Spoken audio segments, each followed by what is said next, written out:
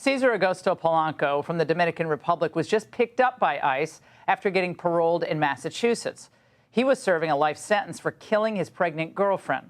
Then there's Edgar de la Cruz Manzo, a Mexican national and convicted child rapist. He was arrested in Seattle.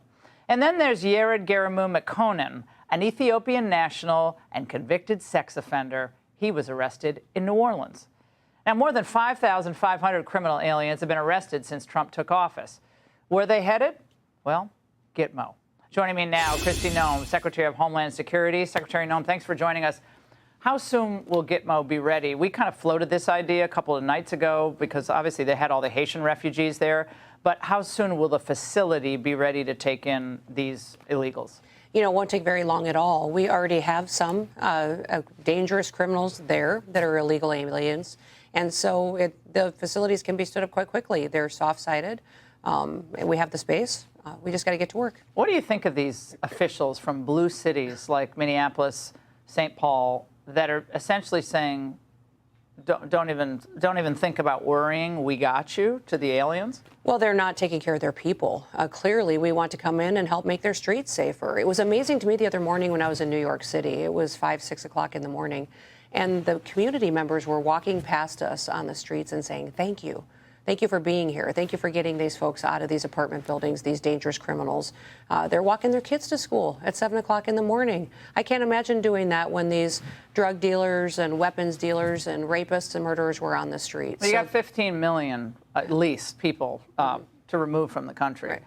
5,500, there are a lot of really bad people in that group, but that pace is going to have to be picked up by about 15-fold in order to remove that many people. Can you do that? We can. But we're going to need partnerships. And we've got a lot of folks coming out of retirement that want to be a part of these task forces. We've got retired sheriffs, law enforcement officers.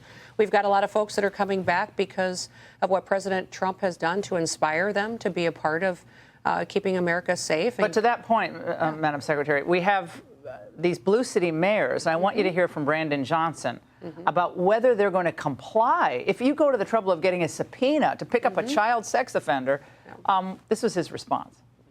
This oversight committee, of all the things that they want to have sight over, they should look at the White House right now. That White House is being ran in one of the most raggedy forms of government that I've ever seen. Is being ran by, okay. Well, it looks like some of these mayors aren't going to comply with any subpoenas. And President Trump, I believe you said there will be repercussions. Are you all going to follow through, and what are those repercussions going to be? Yeah, we're still going into their communities. We're still going into their communities. But how about with the officials that interfere with federal law enforcement? You know, they will, but the federal government has the authority to go in and to make their communities safer, especially these that are perpetuating dangerous Well, what about crimes. these officials who get in your way? Will there be repercussions for them personally? You know, the reality is these sanctuary cities, their laws have caused us problems. I mean, they are limiting some of our tools that we want in our toolbox, but we're going to continue to go in and use our operations and then show in other cities how it's working and tell our story to the American people. The people in their community need to hear how their mayors, their elected officials are protecting the criminals. But will you go after them personally? I'm going to ask for the third time. Will you go after, I'm asking a question because I expect an answer. Will you go after these individual mayors who are saying essentially they're going to thwart federal authority? You guys have the authority over immigration enforcement. They don't. Listen, Laura, nobody's above the law. Of course we will. But that's up to President Trump. President Trump gives us a direction. I don't sit here and make up a decision on what I do. I follow the law. That's my job, is we treat everybody the same in this country now that we have President Trump in the White House, and he's going to give us direction on how we're going to go after these individuals. You were up north, and you were in New York. Where are you going next? I was in Vermont today and on the Canadian border talking about some of the challenges that we've had. I think most people are worried that we're going to steal resources from the northern border in order to secure the southern border, and that's not what we're going to do. You're going to seal it all down. Yeah, we'll reinforce. You have your work cut out for you. We'll be watching every step of the way. Thank you so much for coming in. Great to see you. Thank you. You bet.